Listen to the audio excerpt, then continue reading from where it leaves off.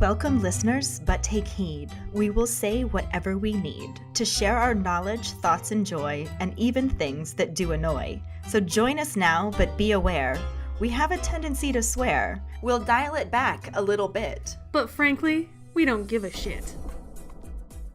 Welcome to Just Keep Rolling, a Harry Potter book movie compare and contrast podcast. I'm Katie, and the okapi with a penchant for flapjacks on the other end of my internet connection is Ellen. That's me. I do love flapjacks. Almost as much as I love doing the rolling rehash. Well, you do it then, girl. Harry broke a cardinal rule of wizardry by haphazardly leaving his wand within arm's reach of the bad guy. Tom Riddle broke the cardinal rule of successful bad guys by spending way too much time monologuing and not enough time killing the good guy. Slytherin's monster broke the cardinal rule of 20/20 vision by getting his eyes pecked out. Ginny broke the cardinal rule of tween girls by not putting a lock on her diary. And Dumbledore broke a cardinal rule of child safety by sending a 12-year-old a hat with a sword in it.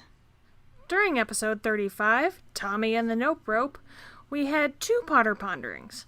The first one was, what do you think about Tom Riddle saying Hagrid was trying to raise werewolf cubs under his bed? Carly brought this up in a previous Potter pondering, and is so concerned that all she could manage to comment was, human babies!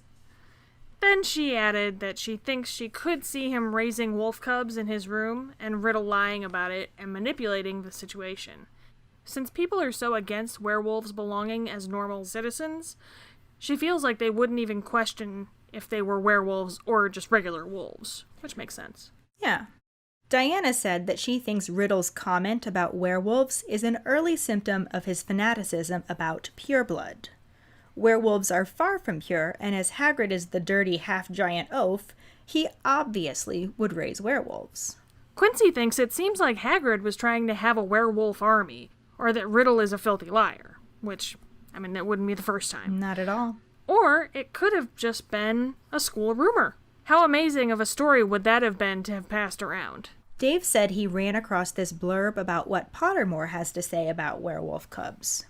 One curious feature of lycanthropy is that if two werewolves meet and mate at the full moon, the result of mating will be wolf cubs that resemble true wolves in everything except their abnormally high intelligence. They are not more aggressive than normal wolves and do not single out humans for attack. Such a litter was once set free under conditions of extreme secrecy in the Forbidden Forest at Hogwarts, with the kind permission of Albus Dumbledore. The cubs grew into beautiful and unusually intelligent wolves, and some of them live there still, which has given rise to the stories about werewolves in the forest. Stories none of the teachers or the gamekeeper has done much to dispel, because keeping students out of the forest is, in their view, highly desirable. Yeah, he adds that he could imagine that someone like Hagrid, being a little slower because of being half-giant, and being someone who is so interested in having and caring for unusual magical creatures, that if someone gave him some baby rats or some other weird, harmless, small werewolf-looking creature, that Hagrid would totally believe they were baby werewolves. Tom knew about Aragog and that he would sneak out to the forest, or else Tom was constantly spying on him like Draco always spied on Harry. He calls him big and bumbling, so it seems more of a dig or insult at his intelligence, implying he was stupid enough to believe that what he had under his bed was actually werewolf cubs, and accusing him of always trying to raise dangerous creatures, and thus further pinning the Chamber of Secrets monster on him. Well, that pretty much answers everything we wondered about how that would work. Mm-hmm. So I guess Hagrid didn't just have human babies under his bed. That's a good thing. Yeah, and like I said before, I could totally see Hagrid trying to raise baby wolves under his bed. Oh yeah. Like he probably snuck out to the forest to wrestle a troll and happened upon them and snuck them back to his dorm. Could you imagine? They were probably adorable. Right? I wonder what he named them. Ooh, that should be an extra Potter pondering just for funsies. Okay. Our second Potter pondering from last week was, do phoenixes cry on demand, or are they actually upset that someone needs to be healed? For this one, Carly said that she always felt that they could produce their tears whenever they wanted, whenever they see a need. However, since that could make them emotional, she thinks it's a mix of being emotional and on command. Diana thinks that the phoenix tears is just a biological reaction. Quincy believes the phoenixes cry when someone they or their master cares about needs to be healed. All of which are very valid points. Makes a lot of sense. Right? I like all of those ideas. Our trivia question from last week was, in addition to the special awards for services to the school, how many points does Dumbledore award Harry and Ron apiece? Harry and Ron each get 200 points, giving Gryffindor an additional 400 points, securing the House Cup win for the second year in a row. At least this time Dumbledore awarded the points immediately after they returned from saving the day, and didn't wait until the end of the year feast, letting Slytherin think they won until the very last second, again. Yeah, that's something.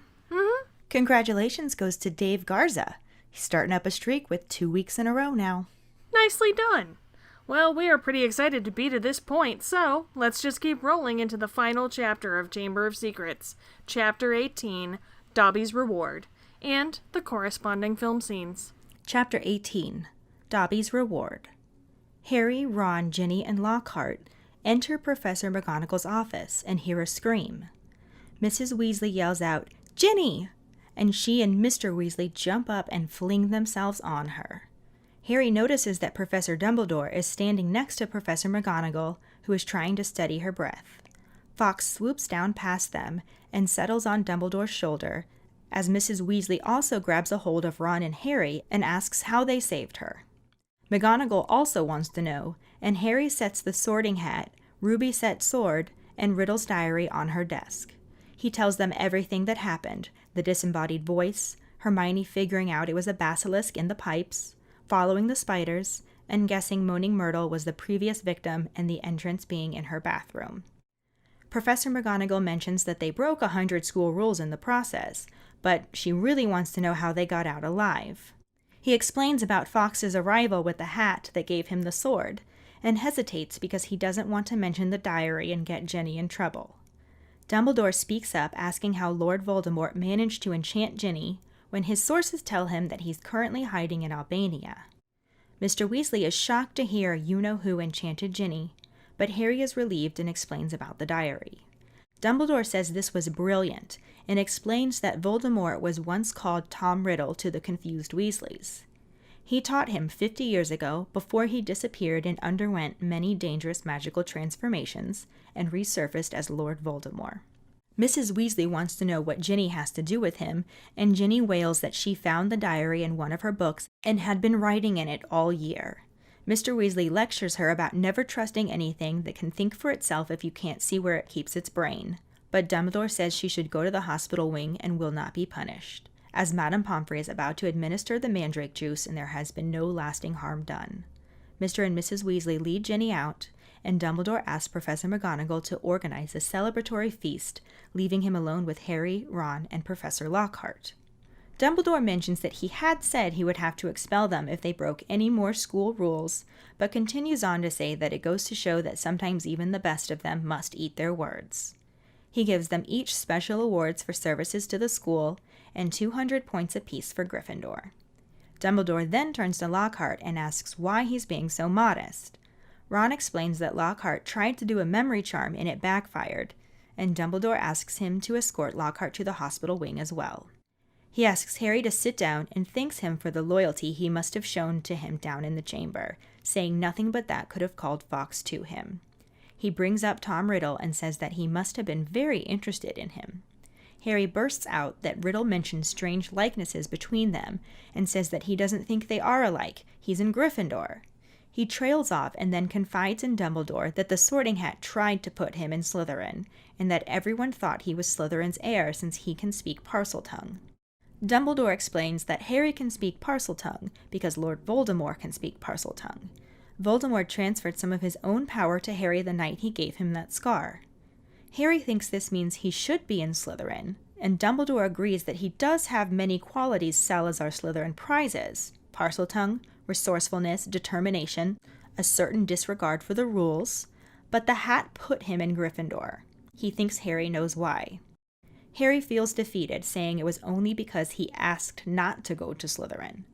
Dumbledore smiles and says, "Exactly. which makes you very different from Tom Riddle. It is our choices that show what we truly are far more than our abilities. He hands Harry the sword as proof, telling him to look closely at it. Harry turns it over and sees the name Godric Gryffindor engraved just below the hilt. Dumbledore tells him that only a true Gryffindor could have pulled that out of the hat. He then tells Harry to head down to the feast while he writes to Azkaban to get their gamekeeper back, and to the Daily Prophet to advertise for a new Defense Against the Dark Arts teacher. Before Harry can leave, the door bursts open and Lucius Malfoy walks in, closely followed by Dobby. Lucius confronts Dumbledore about returning after the governors suspended him, and Dumbledore informs him that the 11 other governors contacted him after they heard Arthur Weasley's daughter had been taken. They asked him to return and told him that Lucius had threatened to curse their families if they hadn't agreed to suspend him in the first place. Lucius pales but remains furious and asks if the attacks have stopped. Dumbledore smiles and says they have, that it was the same person as last time, Lord Voldemort, though this time he was acting through someone else, using a diary. He holds up the diary, watching Malfoy's reaction. Harry notices Dobby, who keeps pointing to the diary and looking meaningful at Harry, then Mr. Malfoy, then hitting himself. Dumbledore tells Lucius that it was a clever plan, because if Harry had not found the diary, Ginny Weasley would have taken all the blame, and it would have had a very negative effect on the Weasley family and Arthur's Muggle Protection Act. He says it's very fortunate the diary was discovered. Malfoy manages to speak, insincerely agreeing with him, as Dobby continues pointing at the diary and Lucius, then hitting himself. Harry understands and asks Mr. Malfoy if he wants to know how Ginny got the diary. Lucius says, "How should I know how the stupid little girl got a hold of it?" And Harry replies, "Because you gave it to her." He says he's slipped it in her Transfiguration book at Flourish and Blots. Malfoy hisses for him to prove it, and Dumbledore says they won't be able to do that, but advises him not to go giving out any more of Lord Voldemort's school things, sure that Arthur Weasley, for one, will trace them back to him. Lucius stands and tells Dobby they are leaving, then kicks the elf right out the door. Harry thinks fast and asks Dumbledore, for the diary, to give it back to Malfoy. Dumbledore says certainly, but tells him to hurry. Harry grabs the diary, removes his sock, and stuffs the diary into it before running after Malfoy. He calls to him, saying he has something for him, then forces it into Malfoy's hands. Lucius rips off the sock and tosses it aside. He sees the ruined diary and furiously tells Harry he will meet the same sticky end as his meddlesome parents. He turns to leave and calls for Dobby again, who is holding Harry's slimy sock as if it is a priceless treasure. He says, "Master has given Dobby a sock," and declares himself to be free. Malfoy lunges at Harry, saying, "You lost me my servant, boy," before Dobby intervenes and with a loud bang, throws Mr. Malfoy backwards down the hall. He tells him to go now, that he will not touch Harry Potter, and Lucius has no choice but to hurry away. Dobby is thrilled that Harry Potter freed him, and Harry says it was the least he could do, and asks him to promise never to try to save his life again. He also asks about Dobby telling him that it had nothing to do with He Who Must Not Be Named, and Dobby tells him that it was a clue, because the Dark Lord could be freely named before he changed it. Harry says, "Right," and tells Dobby he better get to the feast. Dobby hugs Harry, says farewell, and disappears with a crack. The Hogwarts feast is unlike any other one before. Everyone is in their pajamas, and the celebrations last all night. Harry isn't sure if the best part is Hermione running up, screaming, "You solved it!" Justin's apology, Hagrid's return, his and Ron's 400 points winning them the House Cup, Professor McGonagall announcing that exams are canceled as a school treat, or Dumbledore announcing that Lockhart will be unable to return next year. Quite a few teachers joined in cheering that news, as Ron says, "Shame, he was starting to grow on me." The rest of the summer term is fairly normal, except that Defense Against the Dark Arts classes are canceled, and Lucius Malfoy has been sacked as school governor. Soon it's time for the journey home on the Hogwarts Express. Harry, Ron, Hermione, Ginny, Fred, and George get a compartment to themselves, play Exploding Snap, practice disarming each other, and set off the last of the fireworks. They are nearly back at King's Cross when Harry remembers Ginny saw Percy doing something and asks about it. Ginny giggles and tells them all that Percy has a girlfriend, the Ravenclaw prefect Penelope Clearwater. He had been writing her all summer and meeting her in secret during the school year. She walked in on them kissing in an empty classroom. Fred and George look like their birthday has come early at this news. The train stops and Harry scribbles out the Dursleys' phone number to give to Ron and Hermione, asking them to call so he doesn't have to go 2 months with only Dudley to talk to. Hermione thinks his aunt and uncle will be proud when they hear all he did, but Harry informs her that they won't be. They will be upset at all of the times he could have died, but didn't. Then together, they re-enter the Muggle world. The movie starts out with Harry and Ron in Dumbledore's office. He is lecturing them about all of the school rules they have broken and telling them that there is sufficient evidence that they should be expelled. But instead, Dumbledore tells them that they will both be given special awards for services to the school.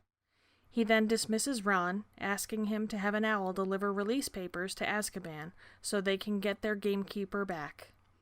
Dumbledore then thanks Harry for the loyalty he must have shown him to call Fawkes to him. He also asks Harry what is troubling him, and Harry mentions the similarities between himself and Tom Riddle. Dumbledore mentions Harry's ability to speak Parseltongue, and says it is because of Lord Voldemort's ability to speak Parseltongue. He thinks Voldemort unintentionally transferred some of his powers to Harry the night he gave him that scar. Harry takes this to mean that the Sorting Hat was right, and he should be in Slytherin.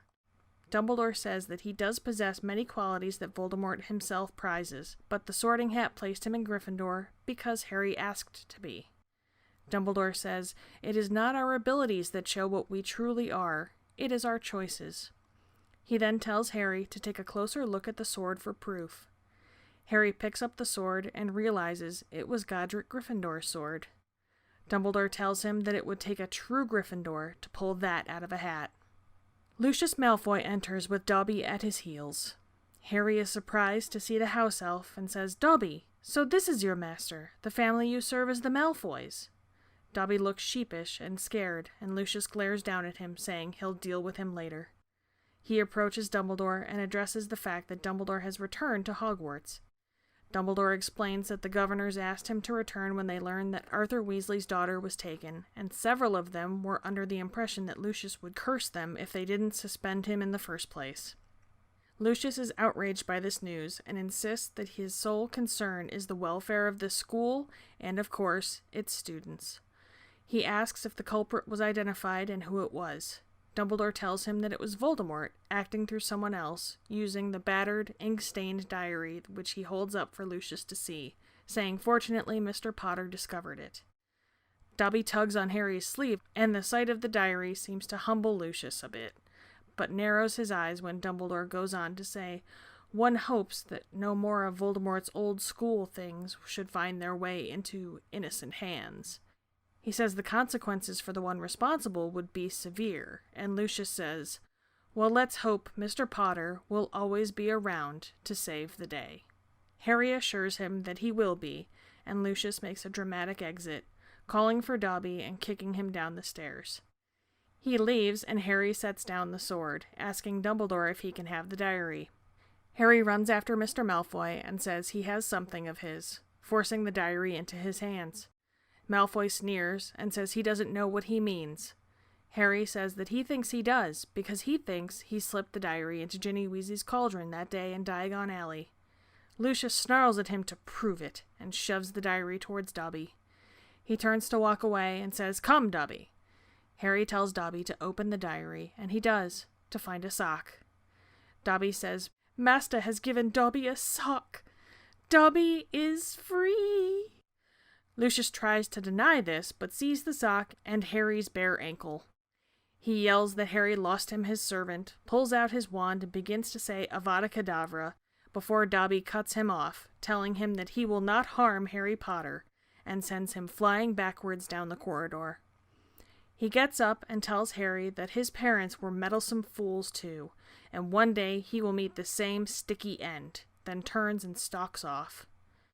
Dobby asks how he can repay Harry Potter, and Harry makes him promise to never try to save his life again. The scene shifts to the Great Hall, where everyone is eating and celebrating. Nearly Headless Nick is floating between the tables and being welcomed back. He meets Hermione at the door and welcomes her back. She thanks him and looks towards Ron and Harry sitting at the Gryffindor table.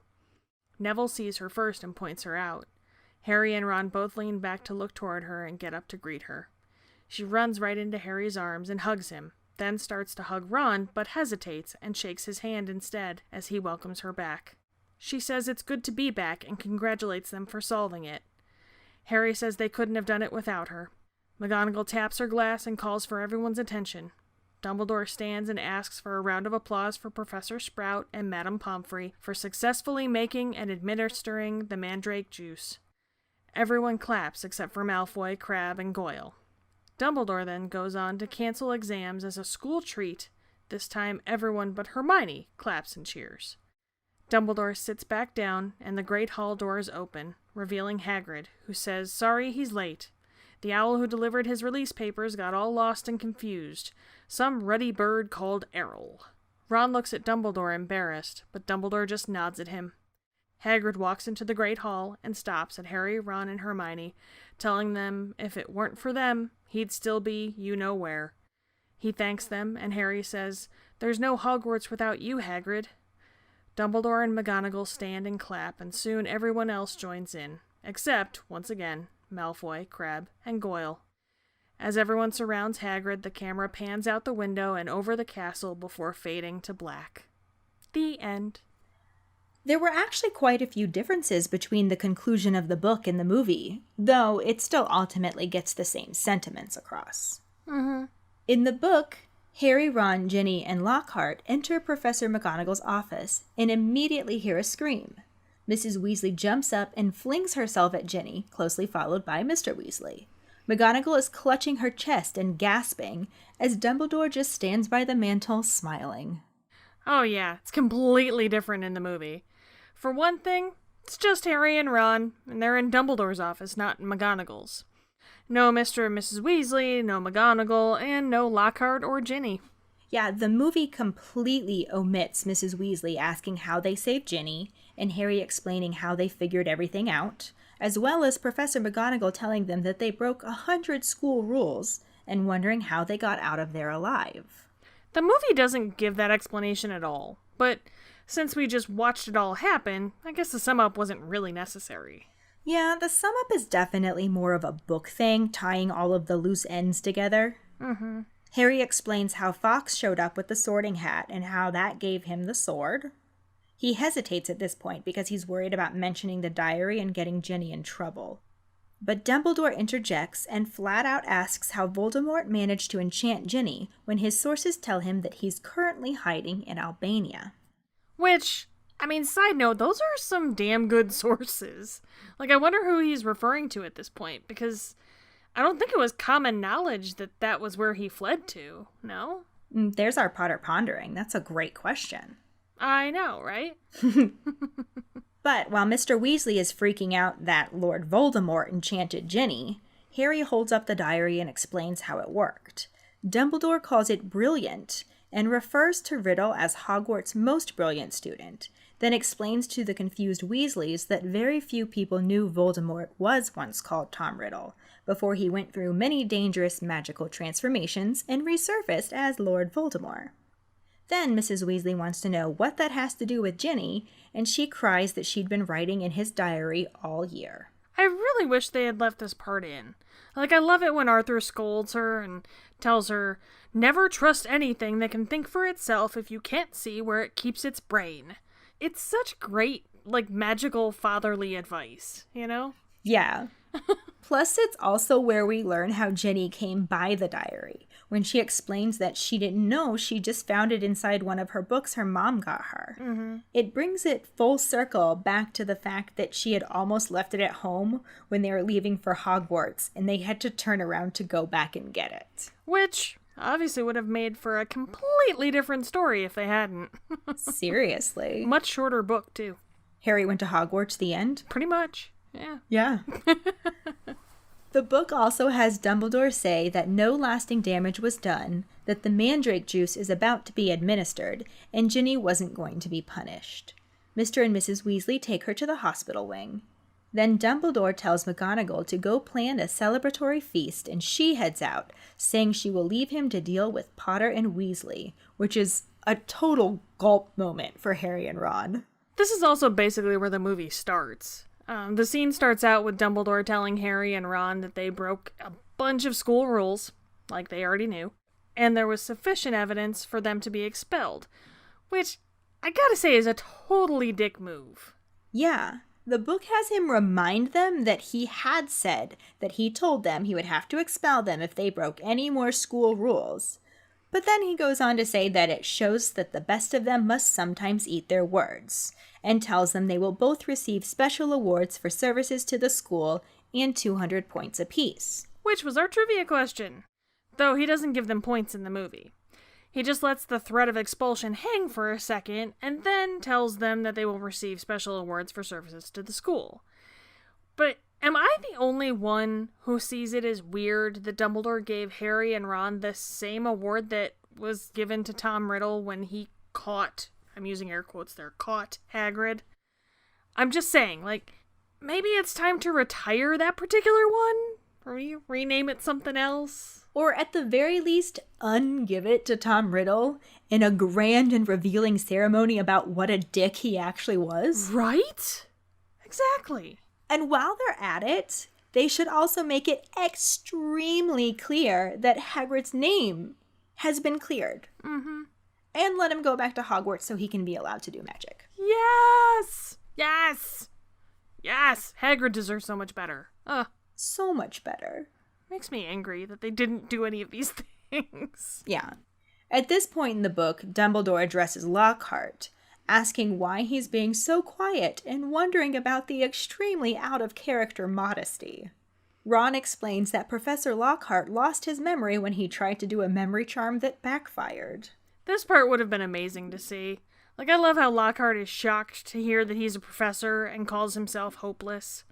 I mean, he basically calls himself an appendix. It's perfect. I love it. I mean, yeah, because he's an appendix. Well, yeah.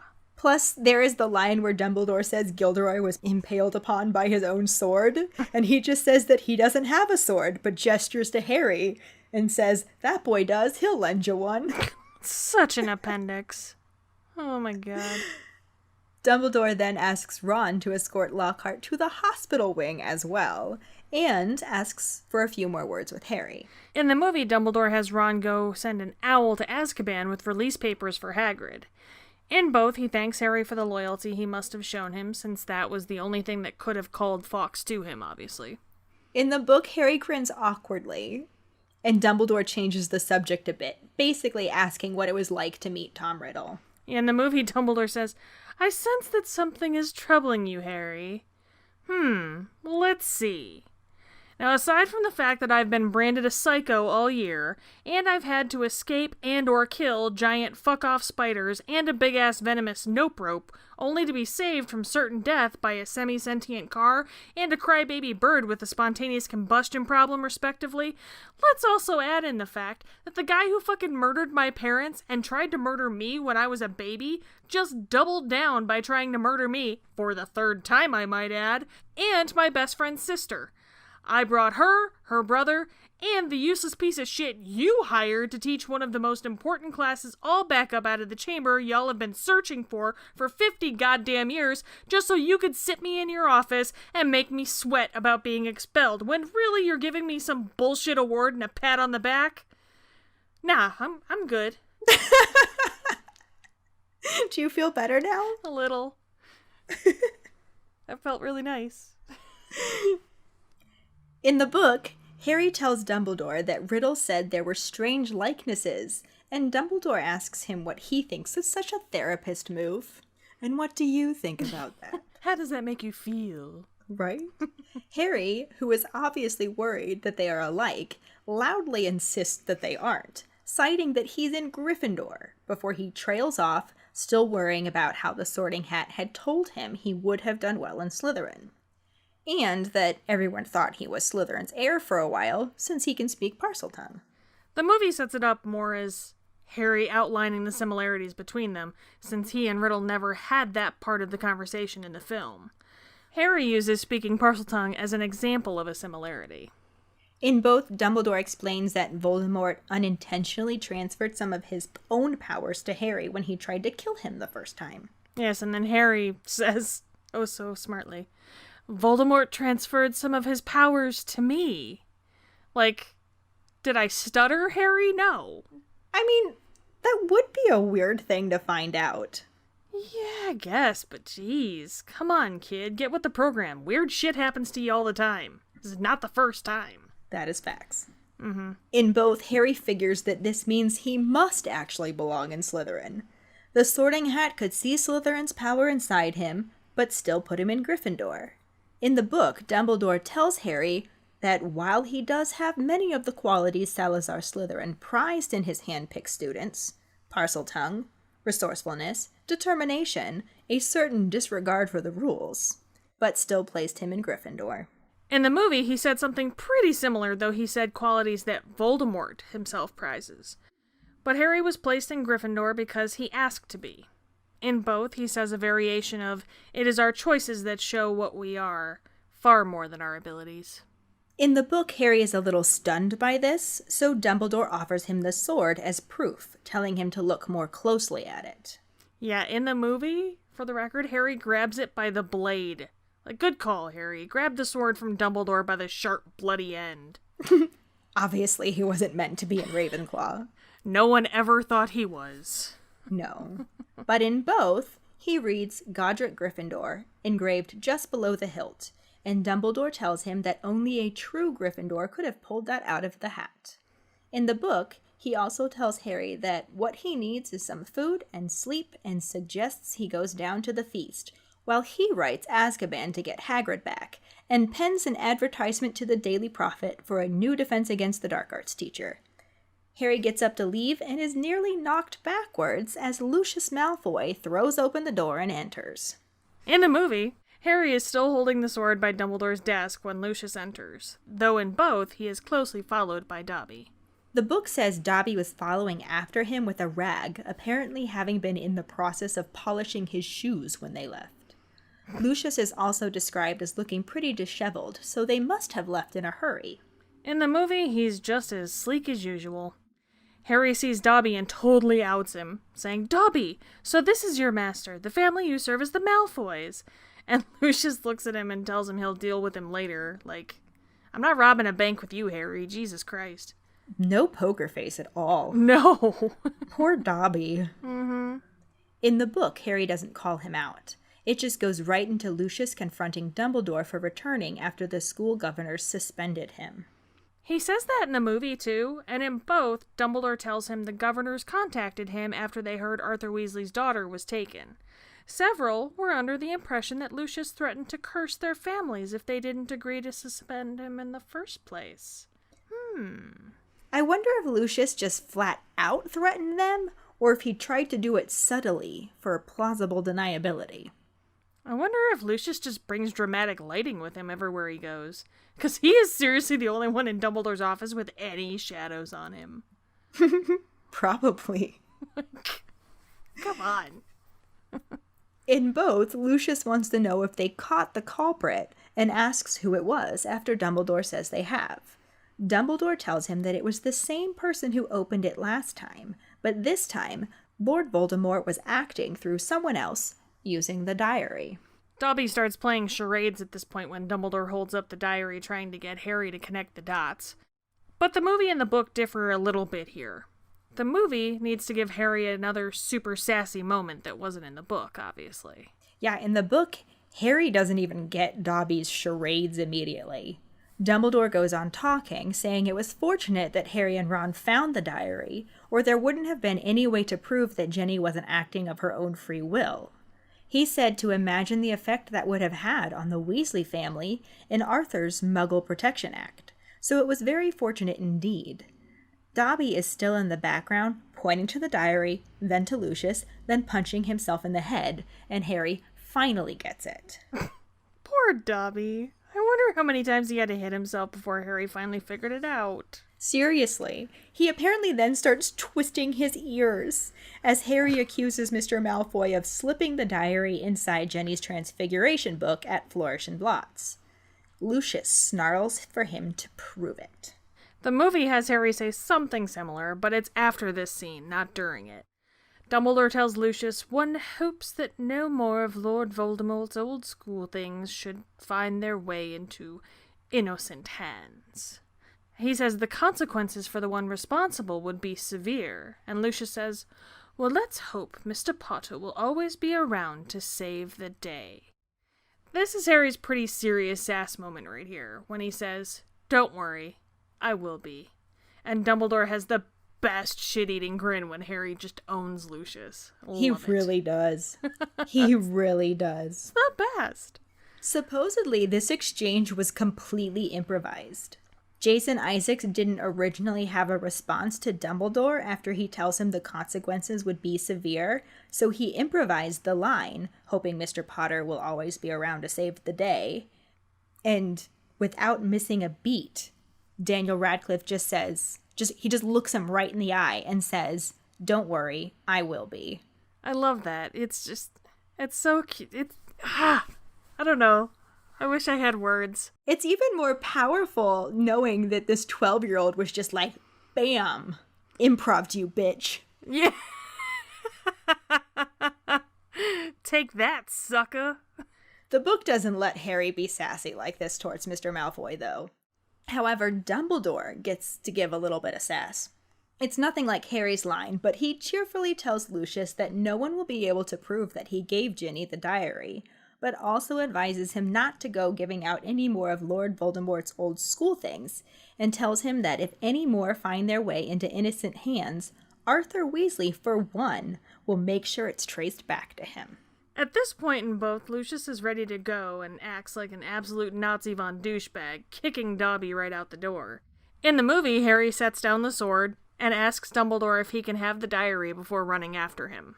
In the book, Harry specifically asks if he can give the diary back to Mr. Malfoy. Dumbledore tells him he can, but to hurry because of the feast. He takes off one of his slimy socks and stuffs the diary inside, running after Mr. Malfoy. He says he's got something for him and shoves the sock-encased diary into Lucius's hands. The movie has Harry tell Lucius that he's got something of his and force the diary into his hand. The diary isn't inside the sock either. Mr. Malfoy sneers and says he doesn't know what Harry means, and this is when Harry tells him that he slipped the diary into Ginny's cauldron in Diagon Alley. Which is just slightly different from Inside Her Transfiguration book in Flourish and Blots, but still gets the same point across. Yeah, but just like in the book, Lucius snarls for him to prove it, and he shoves the diary to Dobby. Which I see as him basically admitting that it was originally in his possession. Right? Why else would he decide to keep it? Seriously. But then he turns and walks away, calling for Dobby to come, and Harry tells him to open the diary. Dobby opens it, and we see that Harry had tucked the sock inside. Dobby says, "Master has given Dobby a sock!" Dobby declares himself free, and Lucius is just like, "What? I didn't give you a sock!"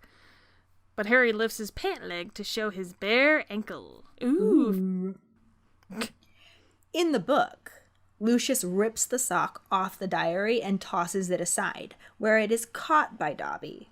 Lucius sees the diary and furiously tells Harry he will meet the same sticky end as his parents, and calls them meddlesome fools too.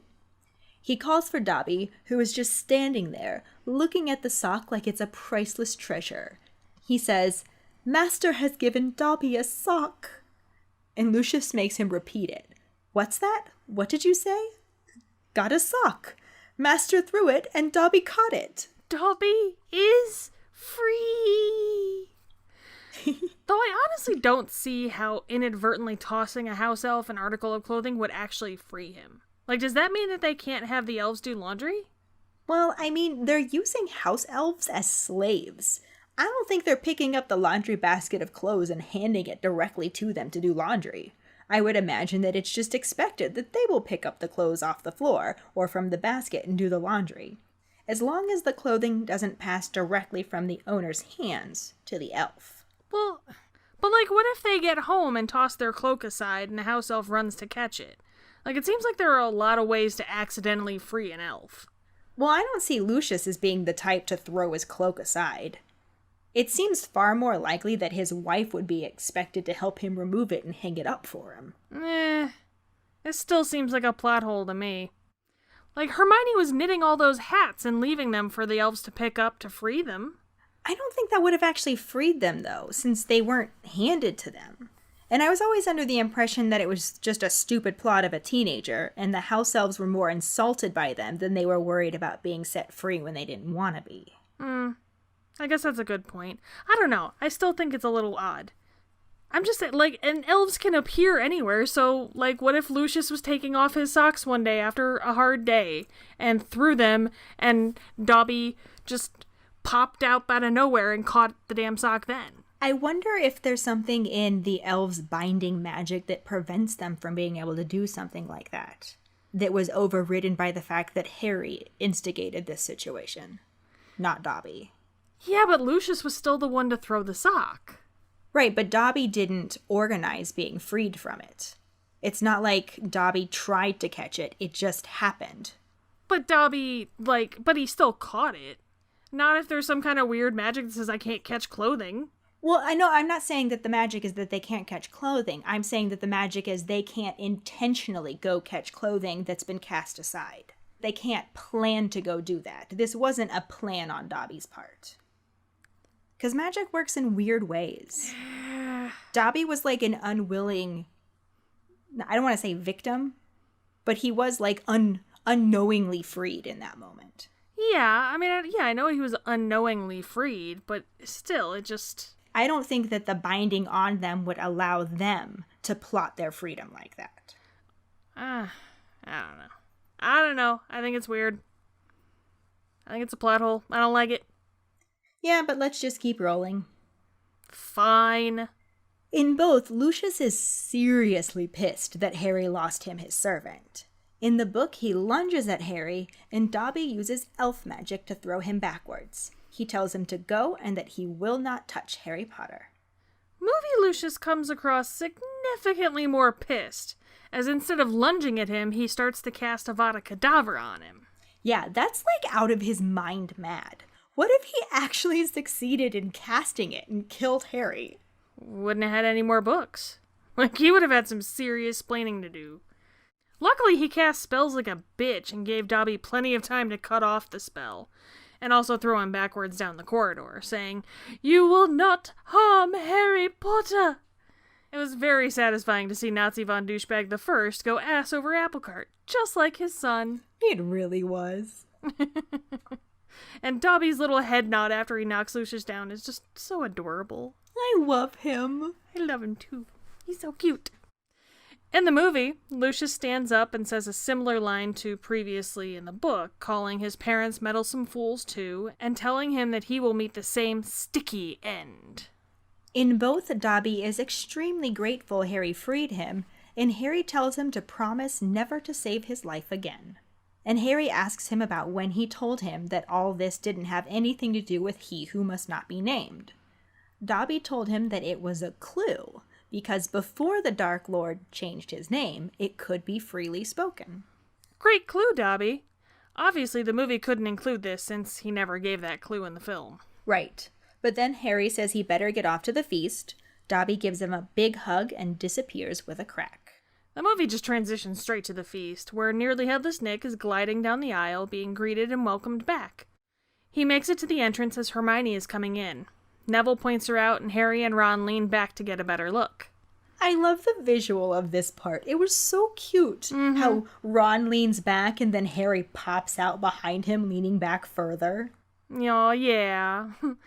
Then Hermione runs up to greet them and throws herself right into Harry's arms and starts to hug Ron, but that doesn't work out and it gets awkward and they just shake hands. Like, I just love that moment. That was the first moment where I knew they were going to get together. I knew it was going to be Ron Hermione. Yeah, definitely. That awkward, I don't want to say sexual tension because they're 12 and that's weird, but...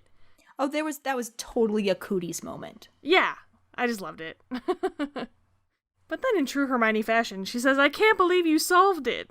Probably because she figured she'd be petrified forever with those two dumbasses on the case. Well, it's not like they did it without her. No, not at all. But the book doesn't describe her entrance, just lists it among the best moments of the feast, along with Justin apologizing, Hagrid's return, Harry and Ron's 400 points for Gryffindor, McGonagall canceling exams as a school treat, and Dumbledore's announcement that Lockhart would be unable to return. Which cracks me up because several teachers join in the cheering. And Ron says, "Shame, he was starting to grow on me," as he helps himself to a jam donut. I don't know why that's so funny, but like the jam donut just really clinches it. It's that nonchalance. That Right? Ronchalance. Ronchalance. Not sorry. I'm sorry pretty for sure that we at all. just got our episode title. Ronchalance. Ronchalance. Shame, he was starting to grow on me. Oh my god. Yeah, I somehow doubt that was actually the case, though. Some of that was in the movie, some wasn't. No Justin apologizing. As we already mentioned, Harry and Ron weren't given the points, or at least we didn't see it happen. McGonagall doesn't cancel the exams, but she does clink on the glass to get everyone's attention for Dumbledore, because apparently he can't clink his own glass. Apparently. But he asked for a round of applause for Madame Pomfrey and Professor Sprout, since the mandrake juice was successfully administered. Everyone claps except for Malfoy, Crabbe, and Goyle.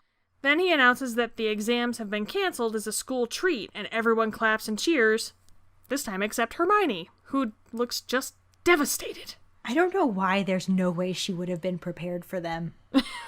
Right? In the movie, we actually see Hagrid's return. He makes a grand entrance right after Dumbledore's speech, saying that he's sorry he's late. The owl who delivered my release papers got all lost and confused.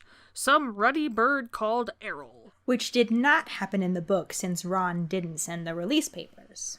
Yeah, but Hagrid makes his way up the aisle, stopping at Harry, Ron, and Hermione, of course, saying that if it weren't for them, he'd still be you-know-where. Harry tells him that there's no Hogwarts without him, and Dumbledore and McGonagall start a standing ovation. Everyone joins in except Malfoy, Crabbe, and Goyle, again. Though Crabbe totally gets a little caught up in the moment and starts to stand before Nazi von Douchebag II pulls him back down.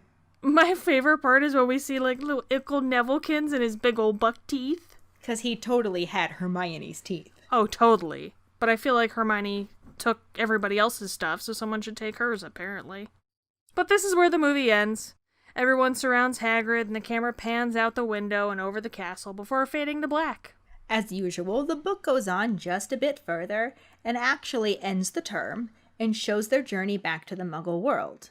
Lucius Malfoy has been sacked as a school governor, which takes Draco down a couple of pegs. Serves him right. Ginny is also perfectly happy again, and she, Harry, Ron, Hermione, Fred, and George all get a compartment to themselves on the Hogwarts Express, making the most of the last few hours they can do magic before the holidays. Just before they reach King's Cross, Harry remembers that Ginny walked in on Percy doing something, and we finally get the last piece of the Percy the letter-writing shut-in puzzle. Finally! As it turns out, Percy has a girlfriend. What? The Ravenclaw prefect, Penelope Clearwater. He was writing her all summer and meeting her all over the school in secret. Which is why they were both out and about in the book when Rab and Hoyle ran into them. Yep. As well as why he was so upset when she was petrified, not just because he didn't think prefects could be attacked.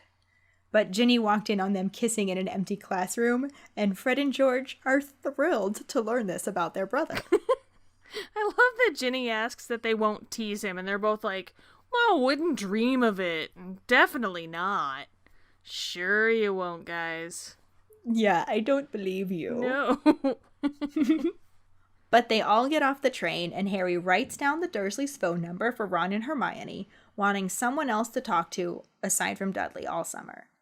Hermione thinks that Harry's aunt and uncle will be proud when they hear what he did, but Harry sets her straight, telling her that they will just be furious with all the times he could have died and didn't manage it. Then together they walk through the gateway back to the Muggle world, and Harry Potter and the Chamber of Secrets ends here. Well, the movie also had a little extra scene after the credits. It looks like Lockhart's latest book, Who Am I?, is being promoted at Flourish and Blotts. The cover features a very disheveled and confused Lockhart in a straitjacket. Which is fun, since in the movie we didn't otherwise get a conclusion about him, and we'll never ever see him again. Mm-hmm. So at least we kind of got a little character wrap-up in this scene. Yep. And with that, we have officially finished comparing the Chamber of Secrets book to the movie. This section doesn't have any new actors, so we'll just roll right into our Potter ponderings. The first one is, who do you think Dumbledore is talking about when he mentions his sources that tell him Voldemort is currently hiding out in Albania? And since we got into such a discussion about this earlier, our second Potter pondering is, any thoughts about how Dobby was freed by a discarded sock? Yeah, that really was quite the discussion, so I'm very interested to know what you all think. Mm-hmm. And just for funsies, what do you think Hagrid would have named werewolf cubs? Find our post on our Facebook page and let us know what you think. Yeah. And that'll bring us to this week's Sorting Hat story, which is from Carissa Mears Tomei. I'm a Slytherin. My wand is yew wood with a dragon heartstring core, 10¼ inches, and unbending flexibility. My Patronus is a white swan. Originally it was my brother who was watching Harry Potter, and I would look at his Chromebook screen to watch as well. And he told me I should watch it myself. I started the first one and I sort of just fell in love with the movie, and then the whole book series because I read the books before I watched the second movie. I have two brothers, and that's just such a brotherly thing to do. Mm-hmm. He basically simultaneously got rid of you while also telling you that you would like it and should watch it, just on your own.